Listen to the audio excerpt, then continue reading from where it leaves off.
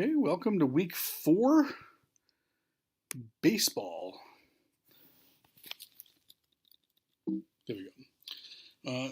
Of course, starting out with one of the most exciting moments of my childhood as a Dodgers fan, and that is of Kirk Gibson. I was actually on a boat in the Pacific Ocean, about 20 miles off of Los Angeles, a bird watching boat. Was it 14 or 15? I was right around in there somewhere, early teens, and the captain of the boat was getting, he had a radio in the cabin, and it was night. We were returning from a bird watching trip out 30, 40 miles into the Pacific Ocean, and he yelled out, "Gibson just hit a home run and the Dodgers won the game," and everyone on the boat erupted. We were all Dodger fans. At least those of us that cared about sports. It was just a kind of a wonderful moment. It seemed like they couldn't do any wrong after that. And that's the power of sport, is your team wins so infrequently. My teams have been very lucky in that they've won a lot, but they haven't won a lot recently. And, it just really can mean a lot to a community. It can mean a lot to a family.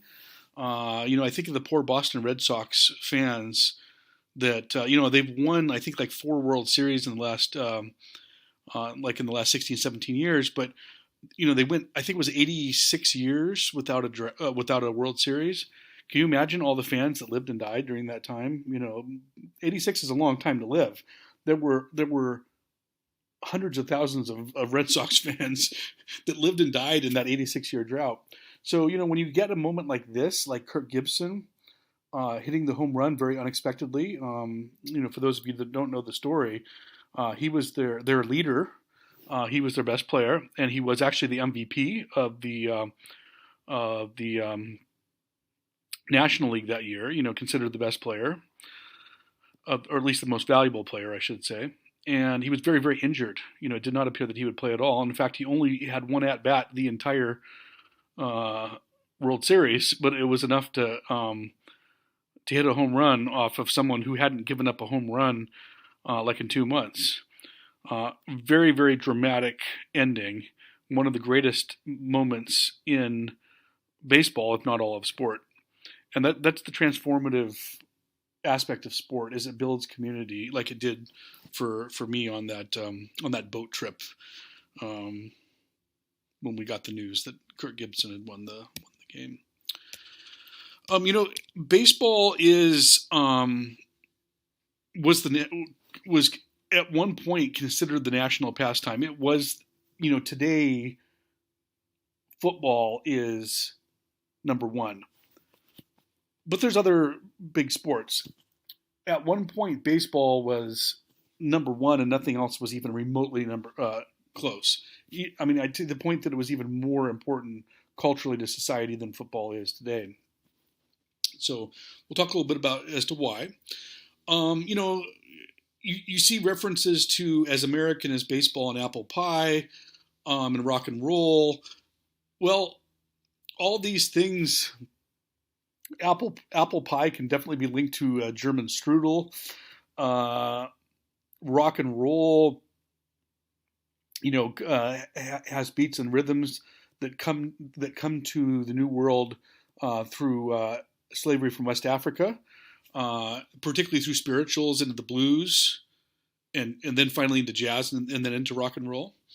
And baseball evolved, particularly from a game called rounders, but other European bat ball games. There were plenty of bat ball games that kind of came out of the medieval period, and started to kind of, some would die off, others would combine.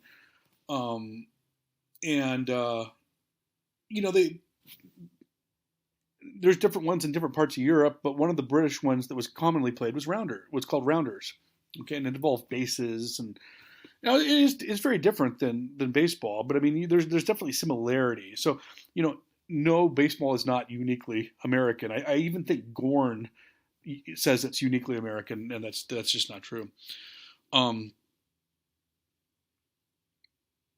But it did develop into something different. Even if it did kind of have a lineage that goes back, it became its own thing in the United States for sure.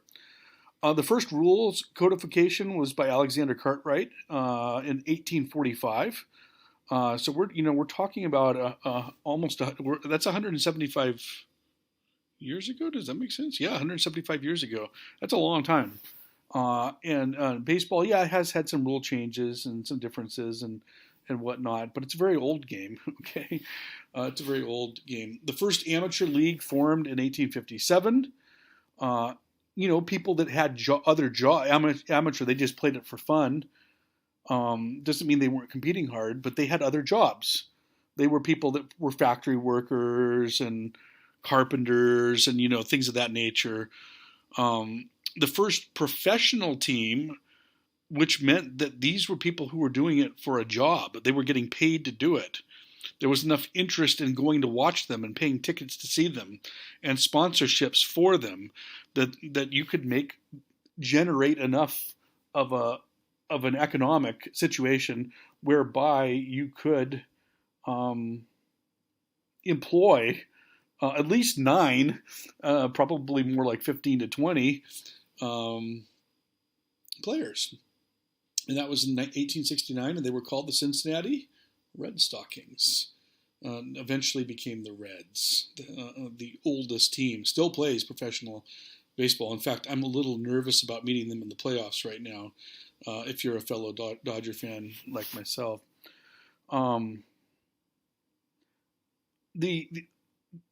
slowly but surely, as with all early team sports, you see kind of different groups kind of forming and then kind of coming together and forming a bigger group and making decisions about rules. Okay, we do this a little bit differently. Well, how are we going to bring our two organizations together?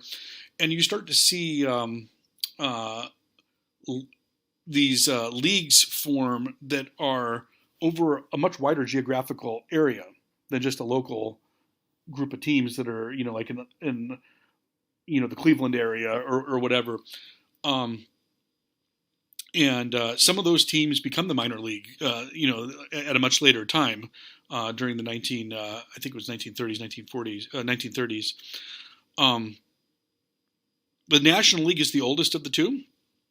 We tend to maybe think of the American League seeming like it's a little bit older because the Yankees and tradition and history, but it's actually 25 years difference. The National League formed in 1876, and the American League formed in 1901, with the first World Series between the two contested in 1903. Hey, we're going to see who the best here and the best here, and then we're going to have them compete against each other.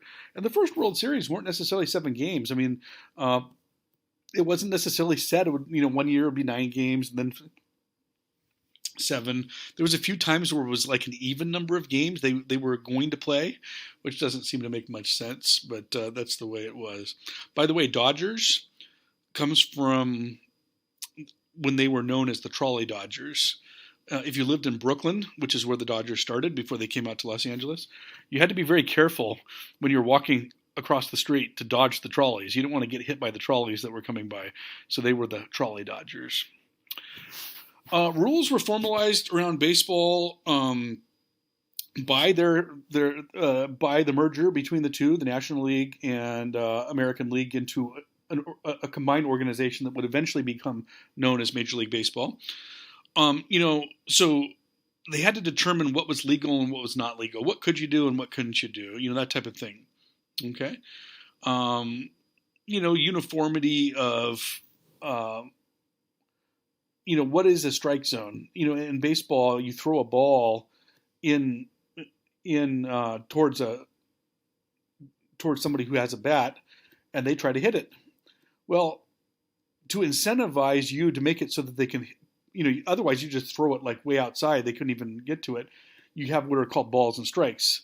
And you could, you're probably already aware of this, but if you've never seen a baseball game, just Google it, read the rules, or watch an example on YouTube.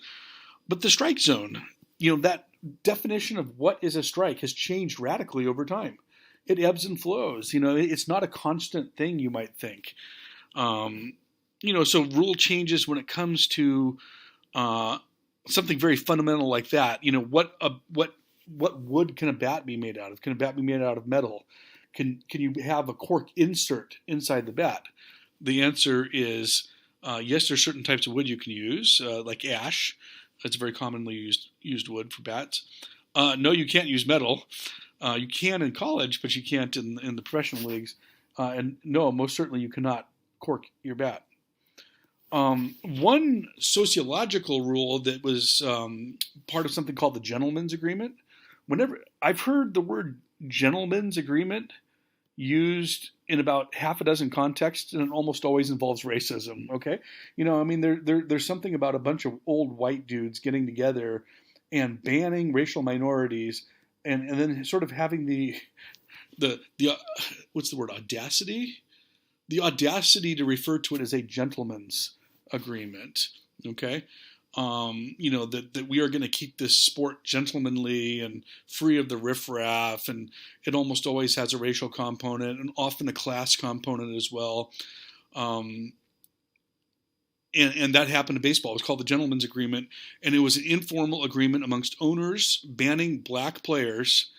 That part was called the Gentleman's Agreement. And then there was something called the Reserve Clause, which was also sort of a gentleman's agreement. Nothing official, just by shaking hands. We get together, we decide, that we're going to keep the game white. And then they also had a labor thing called the Reserve Clause, which is that we're not going to allow free agency. Okay, I can extend any player I want by 1 year, indefinitely. And if the player says, nope, I'm quitting and I'm going to take my services elsewhere, the agreement part comes when you don't accept that person. They have to then come back, begging to me. Okay? Completely unequitable and unfair, the reserve clause.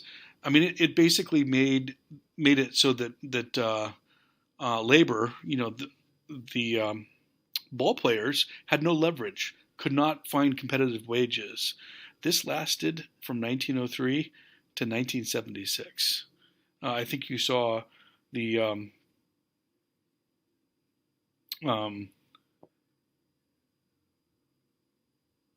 I think I had you watch a couple things with Marvin Miller, if I remember correctly. I didn't write that down. Maybe I hope I did. Yeah, because Marvin Miller was a really important figure in baseball. He never had an at bat. He was pretty much as far from an athlete as you could possibly be. But he radically, the average baseball player before Marvin Miller and before the mid-1970s, I think was making 6 or 7 times the average American. That's pretty good. Okay, don't get me wrong. I'd be very happy with that salary. Well, today it's like 100 times, 200 times, 500, whatever, because of free agency.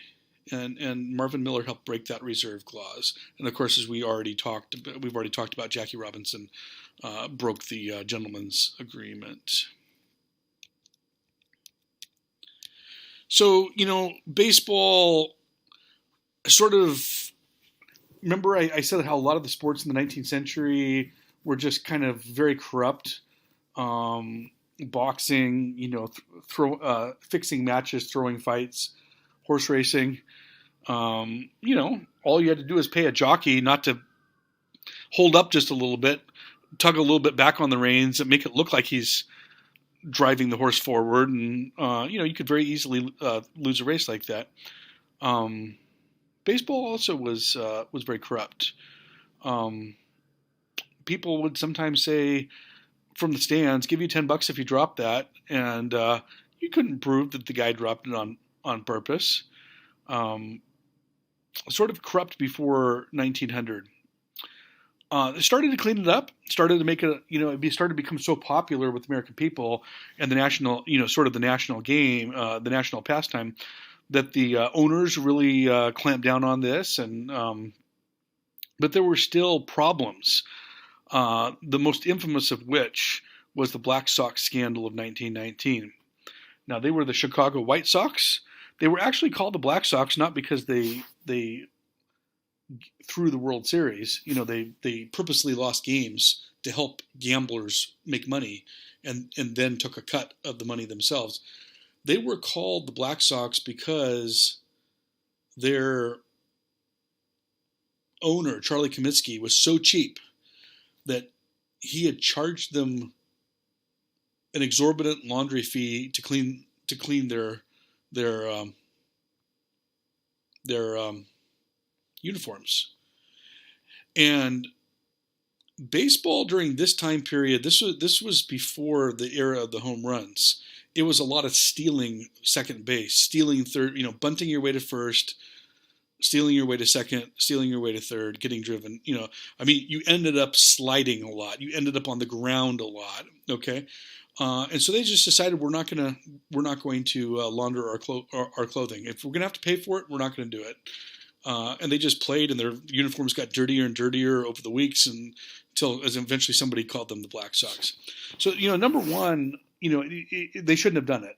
There was a couple starting pitchers, a handful of players. I think it was about 8 or 9 of them total, 8 or 9 players and staff on the team.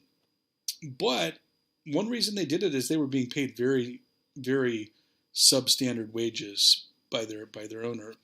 But it was such a scandal that Major League Baseball brought in a czar. They basically brought in a Caesar, a king, and basically gave this person total and complete power. He was an old judge, a retired judge. He had the interesting name Kennesaw Mountain Landis. He was named after Kennesaw Mountain, which was already a sign of something interesting, because Kennesaw Mountain was the site of a battle in the Civil War in the South. And, Kennesaw Mountain Landis did clean up baseball and get rid of the corruption. I mean, he banned people for life, and people got the word, right then. Okay, I'm not gonna purposely lose games for financial gain. But the thing about Kennesaw Mountain Landis is he was a racist. He was a white supremacist, and he reinforced that ban on black participation in baseball until his death, just a few years before Jackie Robinson. Fortunately, the new, I can't remember what his name is, Happy Chandler or something. The new guy was the new commissioner of baseball was much more open-minded, and I think he said something like, if a black man can make it on Iwo Jima, supplying, offloading ships under fire during World War II while you're being fired, while bullets are being fired at you. If you can do that, there's no reason why black men can't play baseball. And, sure enough, he said it was okay. 2 years later, Jackie Robinson.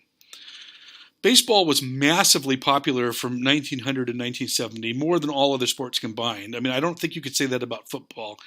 Now, football is far and away the biggest sport, and I would say the second biggest sport is the combine and the draft, and then the third biggest sport is basketball. The NFL is king, but I don't think you could add up all the market share and say that the NFL is bigger than everything else combined. You sort of could during this era. It was far more popular than any other sport in American history. There were thousands of teams, tens of thousands of teams all over. There'd be factory teams. Like this one factory would have a team, and they'd fight against, they'd play games against other factories. Different churches would field teams against each other. So, the Episcopalians would be known for spiking their, they would spike the Pentecostals, but not, I'm just making that up. Who knows?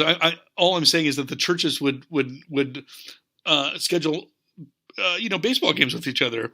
Black Americans weren't allowed in Major League Baseball, so they created the Negro Leagues,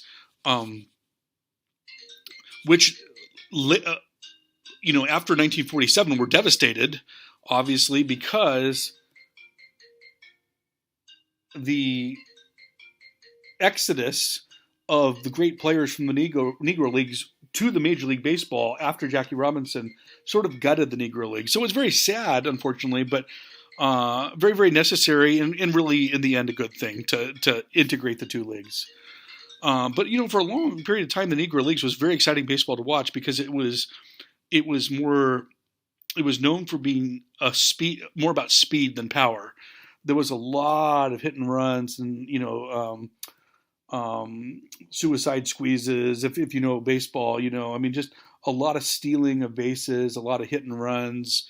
It was just circulating around the bases a lot, and it really revolutionized, the coming of the home run in the late 1920s and really throughout the 1930s had kind of stagnated baseball a little bit, and the Negro League infusion of talent, starting with Jackie Robinson, quintessentially with Willie Mays, really fundamentally changed the face of baseball.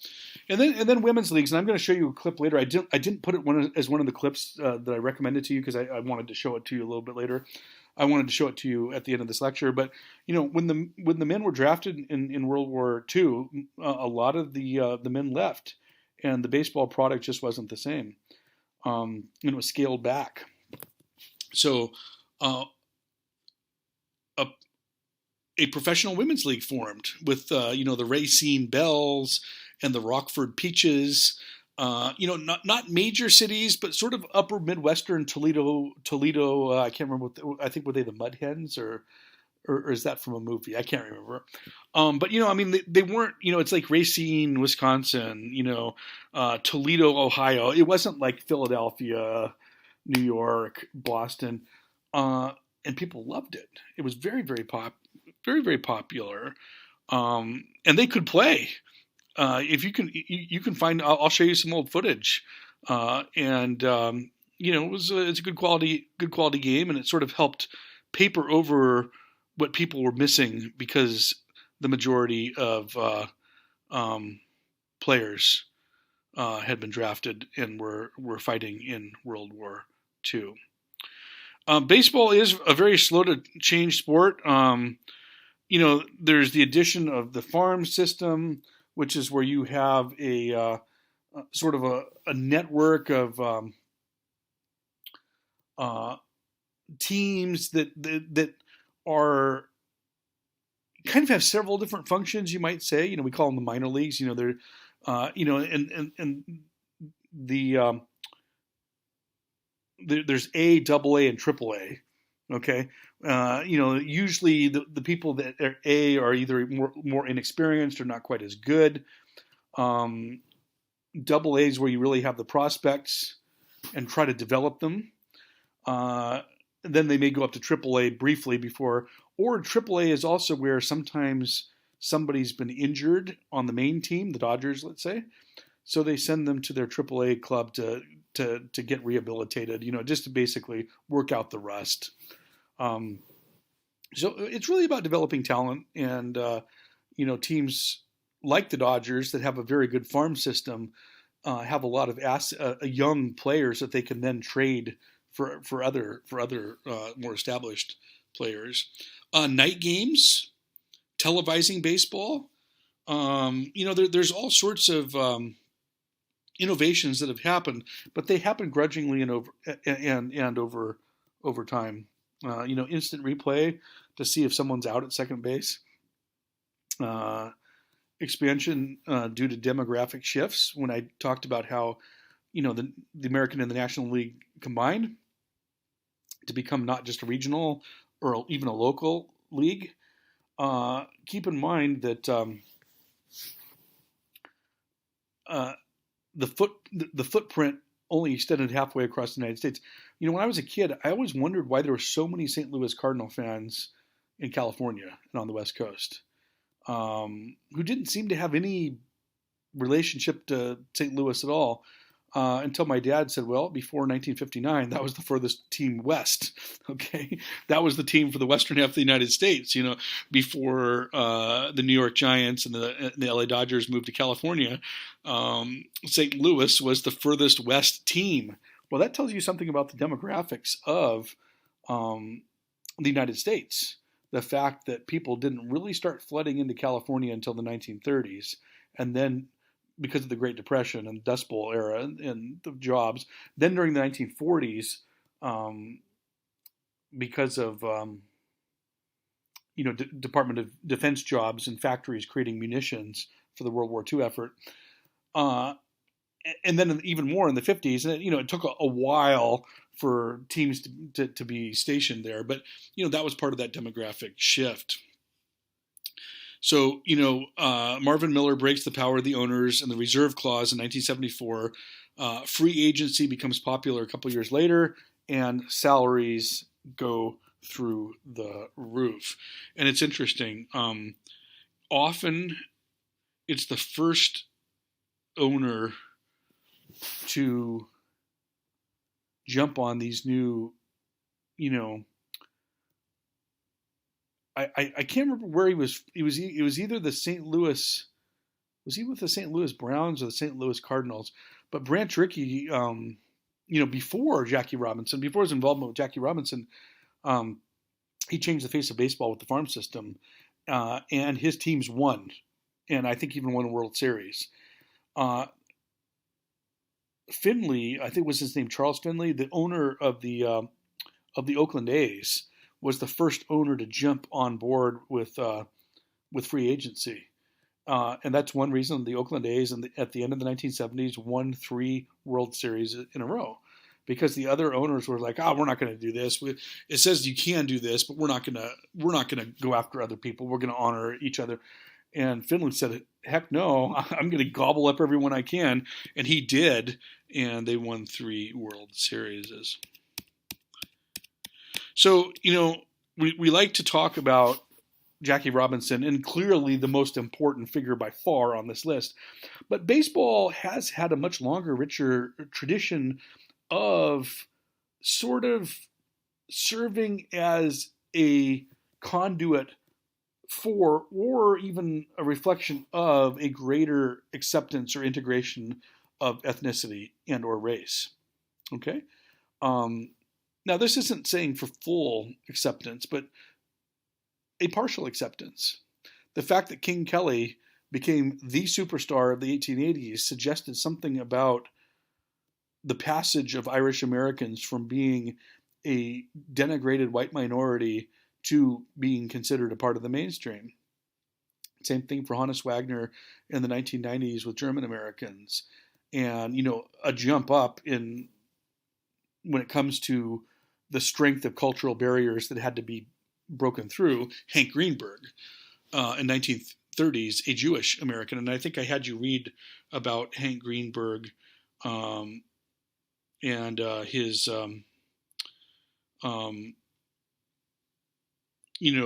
decision about whether or not to play on Yom Kippur. Joe DiMaggio, 1940s, with Italian Americans. Jackie Robinson, quintessentially. We've talked about him a few times this quarter.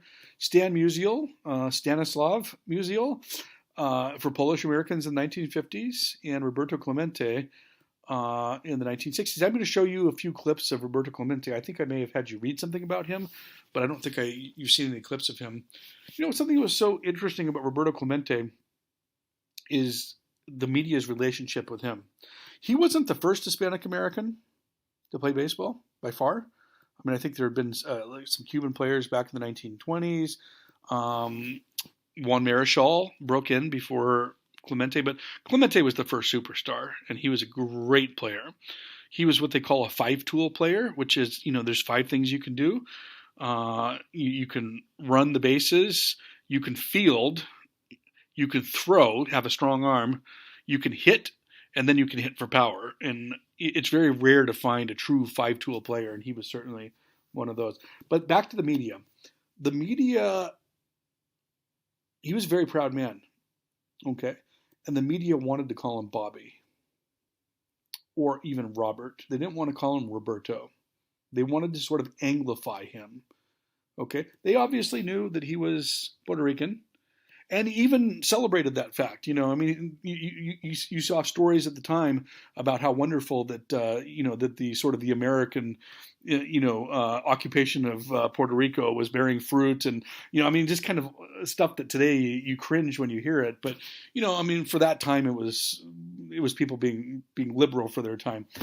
But he insisted on being called Roberto. That's what my parents named me. That's my name. Don't call me Bobby. Don't call me Robert. Call me Roberto. And then here was the other one that just showed a real ignorance on the part of an American media. Clemente was his father's name, and in his culture, and as in many Latin American cultures, your full name encompasses. It would be Roberto Clemente de la, and I can't remember what his mother's. Oh, I used to know this. What his mother's name was. That's what he wanted to be known as, and they just wouldn't do it. It's too long. Right? We're going to call you Roberto Clemente. And occasionally you'll see an interview on YouTube or on a documentary, and they'll have the full name. And it's really, really interesting to see because it's kind of almost jarring. But that's what he wanted, and they just wouldn't most of the time do it.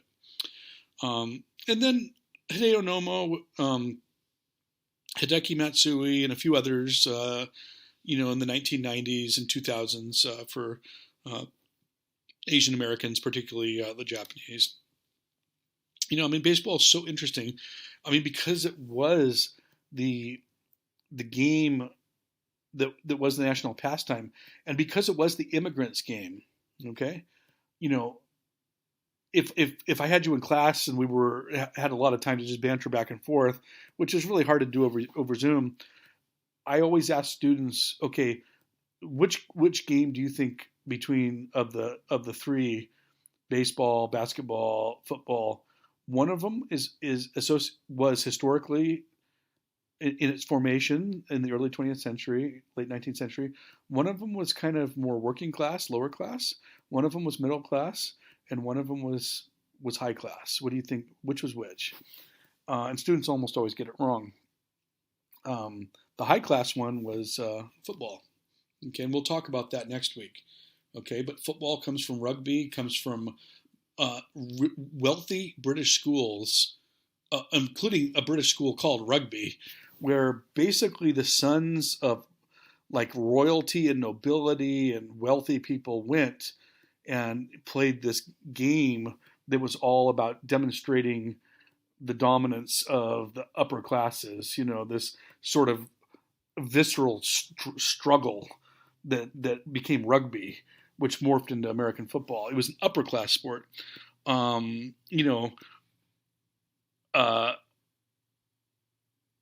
Basketball was a very middle class sport. It was sort of, I got to start back east, but it sort of went to the Midwest very quickly and kind of became a kind of a working the middle class, YMCA. It was invented actually out of YMCA. And baseball was very much the humble origin. A lot of immigrants in baseball, working classes, blue collar, lower classes, people that weren't making a lot of money. And that's why baseball is the perfect sport for charting American history, because it does have this intimate relationship with immigration coming out of the 19th century and into the 20th century. And that's one thing that I think makes baseball. Basketball is my favorite sport. Football is my second favorite sport. Baseball's a distant third. I think baseball, from a historian's perspective, is the most fascinating for this reason, and also from the fact that baseball obsessively keeps statistics. And you can chart different, you can look at different eras and compare them and contrast them. And, it's very interesting for that reason as well. It's a sport of data. And it's always interesting to analyze that data and, as a historian. So here's my Mount Rushmore of players. I think maybe at one point I considered Willie Mays the greatest baseball player of all time. I think he did the most things the best. Babe Ruth, like I said, in Everest in Kansas, he was so dominant for his time and revolutionized the way that baseball is played offensively, and was a pretty darn good pitcher. In fact, I think he held records until the 1960s. He held pitching records for over 40 years before they were broken. That's how good he was. Jackie Robinson was one of the best players in Major League Baseball. And keep in mind, he didn't get to Major Leagues until he was like 27, 28 years old. I mean, he had already he had already had a number of good years before he even came here and became the most valuable player. But I put him on here because as much because of his transformative nature of what he did for the game socially and culturally and politically. And then I put Barry Bonds in here, and with a question mark, Barry Bonds is definitely if you look at his statistics and compare it to everyone else's, Babe Ruth, Willie Mays, Hank Aaron, he's the best. I mean, there's just no mathematically you can prove it. Okay, you could take numbers and add them up, and it equals Barry Bonds. He used steroids. Well, he wasn't the only one. And I think it's pretty clear that, drug use has been rampant in baseball for a very long time, certainly since the 60s, probably from the 40s. They were taking what are called greenies, sniffing, or taking pills that are amphetamines, make you more alert. Not strength, but more about being alert when the ball's coming in and being able to hit it. So, I don't know. I mean, I go back and forth about steroids, quite frankly, and we're going to talk about steroids, I think, this week. I think it was one of the questions that I asked you to consider. So if we're going to have a Mount Rushmore of players, we need a Mount Rushmore of pitchers. Cy Young, the stat for Cy Young that's just so amazing for those of you that know pitching. If you won 20 games a year for 20 years, you'd still be 111 games short of the record, and that's Cy Young. He won 511 games. And people say, well, yeah, people pitched all the time back then, so it's not that big a deal. Well, if you compare him to other pitchers of his time, he's like, like that. So yes, Cy Young does. I mean, there's a reason why the pitching award is called the Cy Young Award. Walter Big Train Johnson was the first real power pitcher. The people at the time that faced him were terrified of him, including Ty Cobb, who was terrified of nobody, admitted that he scares me. He was the first to just basically throw. I've heard people estimate, he threw 120 miles an hour. Probably not. He probably threw 100 miles an hour. Okay. Well, at a time when people are throwing 85, when the fastest fastballs from the fastest pitchers are 85, that's pretty good. Sandy Koufax, got to put a Dodger in here. He was probably more dominant during a 5-year period than any other pitcher in baseball history. And then I'm going to put another Dodger in here because that's my right as the teacher. You're going to get a lot of Celtics, a lot of Dodgers, and a lot of San Francisco 49ers. And if you're a soccer fan, just a little bit of Arsenal. Clayton Kershaw, I think he's been robbed of a World Series or two, which I think is all he really needed to round out one of the better statistical careers in history, and we got to see it. I mean, that's the thing that's so amazing is it was during our lifetime. But what he has done with particularly getting very little run support early in his career, I think has been astonishing. So, there's people that that's one thing that's so satisfying about baseball. Another thing that's satisfying. The offense and defense is more stratified than in basketball. In basketball, you have the ball or you're defending the ball. There's two guys that are, here it's a very different. There's only one offensive player at a time until that offensive player can get on base, and then another one's at home plate trying to bat. I mean, the offense and defense are very fundamentally different skill sets, and I find that very interesting about baseball. It makes it fun to watch, quite frankly. It's also great to grade paper. I mean, if I want to be grading papers and just kind of look up occasionally and see what's going on, I watch baseball. Because not a lot happens much of the time. That's fine.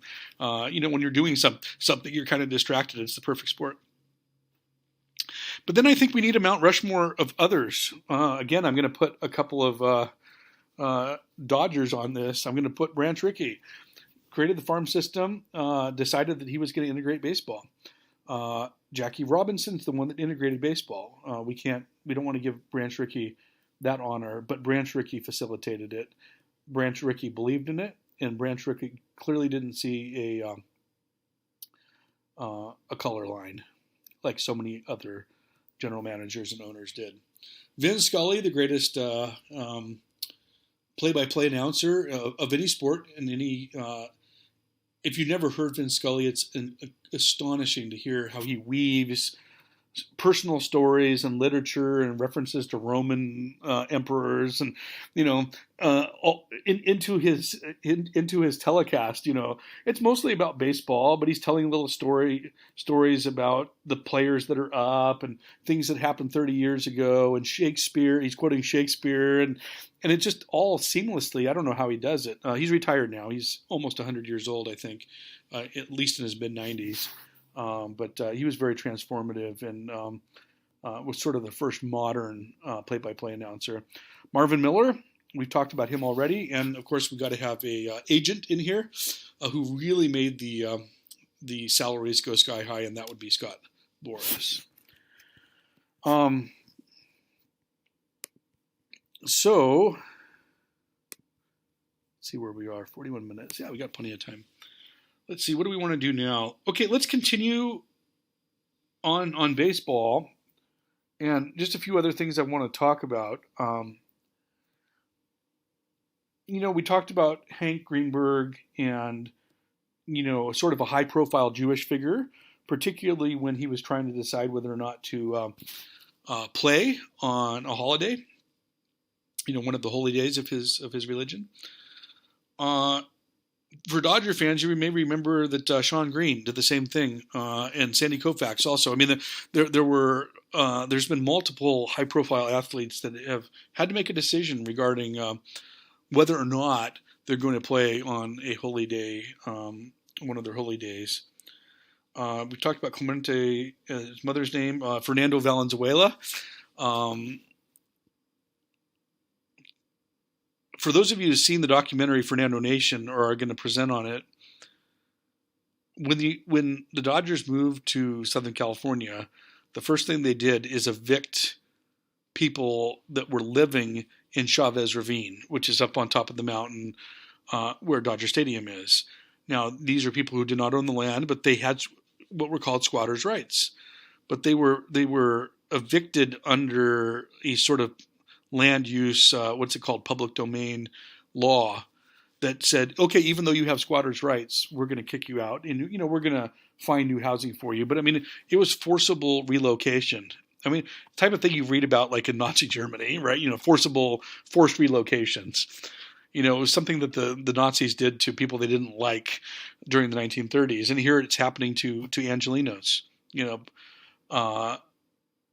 Americans of Chicana descent who are living in, so that was the Dodgers' first act, okay, was doing this to a fan base that they were hoping to court and that they eventually did. And one reason why I would suspect that the market share of Angelenos in the Southern California counties,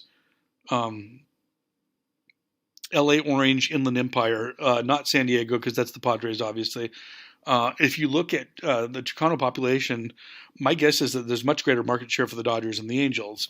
And one reason why is Fernando Valenzuela.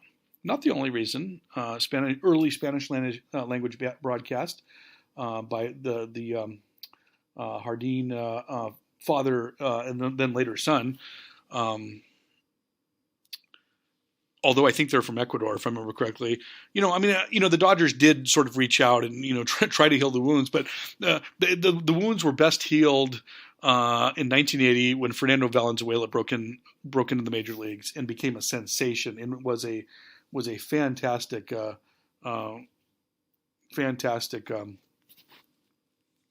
forkball hurler that won his first starts, and he was known for his stamina. I think he has more complete games than no one since has had, nearly even like half as many complete games as he did. And he was from Mexico, only about maybe 4 or 5 hours south of the border, south of the Arizona border. But he was from sort of the northwestern region of Mexico. and he became an overnight sensation. Everyone loved him. Okay, not just the Chicano Angelino population, but everyone. I mean, he really became a and was a fixture in LA for about a 10-year period. I mean, he had a lot of injuries, but I mean, he just kind of created a connection with the city that really helped heal some of those wounds from when 21 years later, when Chavez Ravine had been emptied out so that they could build the stadium there.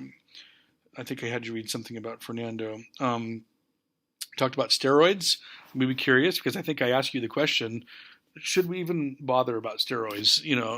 Can't stop people from doing it. Maybe we should just open the floodgates and say, look, if you want to do it, it's up to you and your body. You're running the risk. I think I can think of arguments for and against that attitude. So we'll talk about that. World War II, Negro Leagues. Actually, I think Josh Gibson. He certainly had more home runs than when you ask, okay, in American professional baseball leagues, who has the greatest number of home runs? And for a while it was Babe Ruth, then it was Hank Aaron, then it was Barry Bonds. I think the actual technical answer is Josh Gibson. I think he may have had more home runs than Barry Bonds. He just happened to be in the Negro League, so people didn't give him the respect that he's due. And then certainly one of the greatest pitchers ever was Satchel Paige. One time in the World Series, and it sounds like a fable, but like too many people have given interviews where they claim to be an eyewitness. He was pitching a no-hitter, or maybe it wasn't a no-hitter, but he was pitching a shutout, and they were ahead 2 or 3 to nothing, and it was the 9th inning, and he had 2 outs, and Josh Gibson, the best hitter in the Negro Leagues, was still about 4 batters away, and so Satchel Paige intentionally walked 3 batters to load the bases, and said to Josh Gibson, "Okay, we're about to find out which am I a better pitcher or are you a better hitter?" And struck him out in 3 pitches. Satchel Paige may have been the best baseball player. He actually played in the major leagues, but he was like 48 when they called him up for the Cleveland Indians, and he was still okay. He wasn't terrible, but he was like in his mid to late 40s, and we'll never know. We'll never know how he would have done because he was just he was too old. If he'd been 20 years earlier, we would have gotten to see what he would have done in the major league. And Jackie Robinson. Some important details about him is that we think of Rosa Parks for refusing to being arrested and being put on trial for refusing to go to the back of a bus. Well, about 10 years before she did, Jackie Robinson got arrested for refusing to go to the back of the bus, and there was a trial. It was not publicized, however, because it was a military trial. He did this at Fort Hood, Texas. He went off base and got into a bus. And see, the thing about Jackie Robinson was he grew up in a racially integrated neighborhood in Pasadena. So he had white and Hispanic and Asian friends. I mean, from being a kid, he was raised in a situation that was not segregated. Of course, then he ends up in baseball, in the Negro Leagues, touring the South in some cases, and having to go to hotels outside of town. The restaurants outside of town. And then he goes to the military during World War II. And he's at Fort Hood, Texas, and he goes off base. He gets on a bus, and they get to the back of the bus. He wouldn't do it. And police were called. He gets arrested. The military says, this is our, this is our soldier. We'll have a trial. We'll have the trial. And I think it was 7 or 9 white officers unanimously found him not guilty. Just a little bit of evidence that the military at that point was a little bit more progressive. And in fact, the military desegregated in 1946, 1 year before baseball did. Okay. We often think of the military as being a little bit behind the scenes, behind the times, but there's times where they've been kind of out in front. So, that was an important that was an important indicator that Jackie Robinson would take a stand. Okay, that he had courage, he had conviction, and he was going to stand up for what he believed in. Okay, no matter what the cost. Jackie Robinson was a fantastic athlete. I believe he held the national record at one point for the standing broad jump. He contributed in track and field on the national scene, not just the broad jump, but other. And you can find old footage of him as UCLA's running back. He played. He was the starting running back for UCLA football. Okay, let alone baseball. And you can actually tell when it's him running because he has the same kind of style that you see him running the base paths. It's always, sometimes they'll throw up, oh, who's this running back from UCLA, a famous running back from UCLA, and people are guessing famous NFL stars, and the answer is, of course, Jackie Robinson. Al Campanis, yeah. As a Dodger fan, this was not our finest moment. And, I've heard Arthur Ashe, the great black tennis player, talk about how horrifying it was for Black America to have Al Campana say this, because for a long time the Dodgers were Black America's team because of Jackie Robinson, and then to have this happen was just kind of devastating. But the Al Campanis, I can remember it. I was only 14 when it happened, 13, somewhere around in there. But it was big news. I mean, it was just a kind of one of these kind of moments where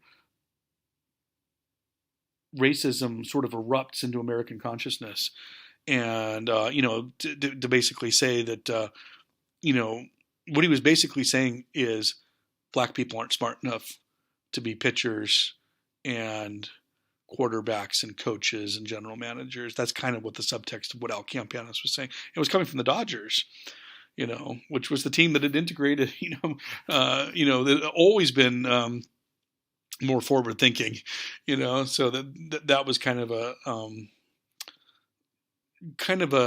a difficult moment for baseball on the 40th anniversary of Jackie Robinson, and in particular for the Los Angeles Dodgers. So yeah, I hope you watch the Al Campanis clip, even though it's kind of tough to watch. Another one you might want to watch is Jimmy the Greek and some of the same things he said about the same time. I can't remember which was first. They were both kind of 85, 86, 87. I think Jimmy the Greek may have been the year before, but he made some comments that that he was trying to hold forth on race theories and this, that, and the other. And he was this big figure on he was a commentator on TV. And he lost his job too, much like Al Campanis did. So it wasn't an isolated thing. There were episodes like this throughout the 1980s. I want to show you a couple of clips. Oh, but no, actually, before I do, I always like to end with the clips because sometimes they're kind of fun. Some interesting things in Gorn to consider reading if you haven't read much, but if you're deciding not to read Gorn, there's no way I can check up on you. It might show up in one of your papers that you're not having the full context, but some interesting. Page 129. Yeah, we talked about the Americanizing play of sports, particularly baseball. That immigrants were encouraged to play baseball because it sort of helped Americanize you. But now we're talking, last week we talked more about baseball, prepping us for this week.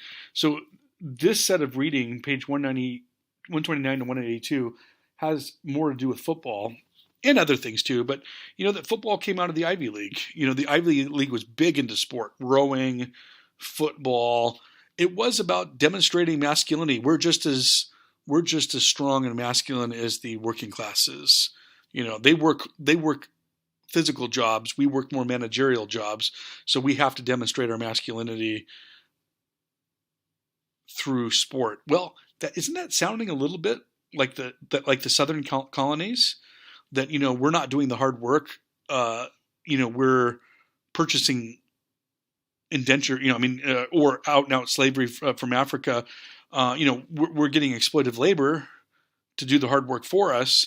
So we have to demonstrate our masculinity and the fact that we're powerful and aggressive and manly, not through work, but through sport. So that's just kind of interesting. It was all about the amateur ideal, so as were the Olympics, but the amateur ideal was more an excuse for discrimination and exclusion. The amateur ideal, who can spend time to become good at sports without doing it professionally? It's people who have enough money that they have spare time. They're not working a second job. They're not working a third job. They're not working 12 hours a day. Anyone who's an amateur that's doing anything as an amateur obviously has enough money and enough means and enough wealth that they have more free time to devote to this type of thing. Okay, so the amateur ideal made it sound like, it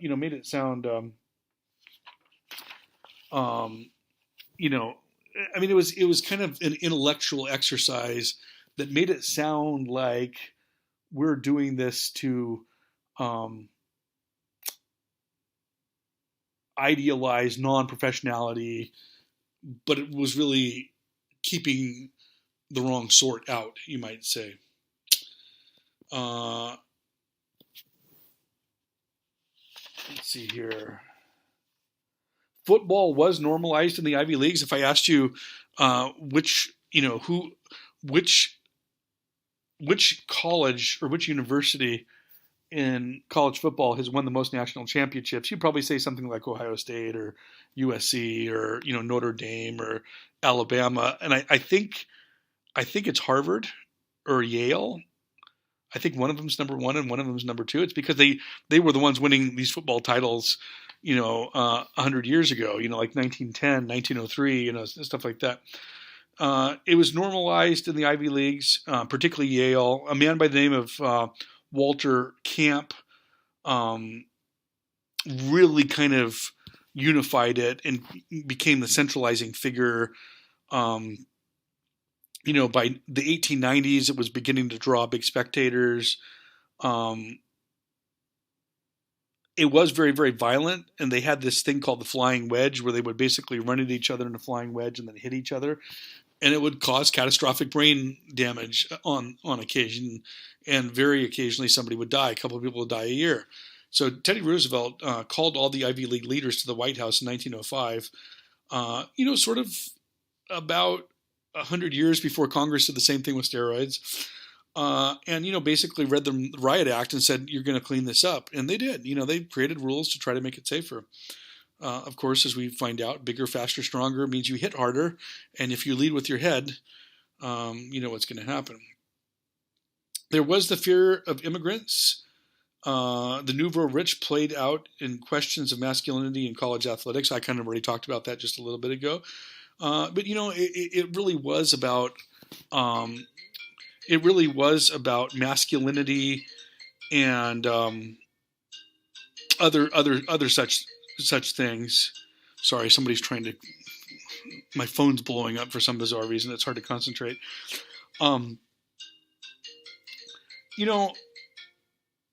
It was also a little bit. It wasn't just masculinity though. There was this aspect of teamwork and team building, but even that took on a kind of an iffy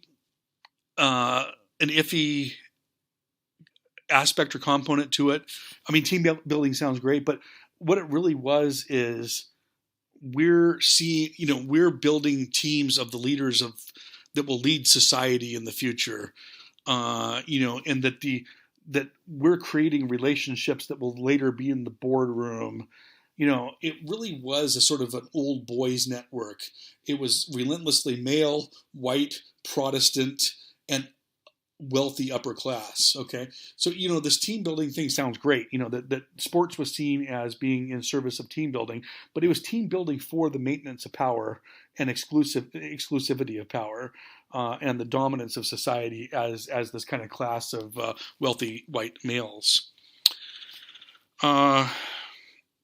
Basketball was innovated by James Naismith at the Springfield YMCA, so that's anticipating 2 weeks from now.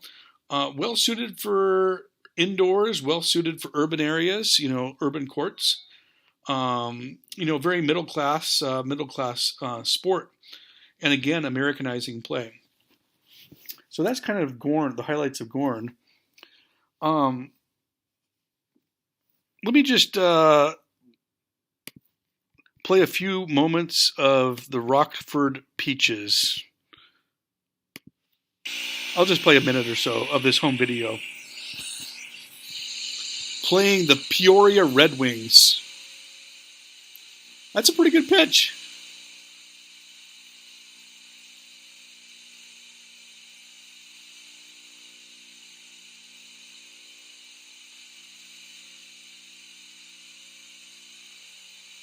Good eye. And you see there's people in the stands. I mean, this is actually after World War II. This is a few years after World War II. So Major League Baseball is back on. But okay, so the outfield stands are a little empty. I'm now noticing. But it was still going. I mean, I think it went to 1954. Almost 10 years after the war was over. So that's the you can find little clips like this. And then I'm going to end with one other constituency in baseball, and I think you'll get a kick out of this. They start them young. Good job, Stevie.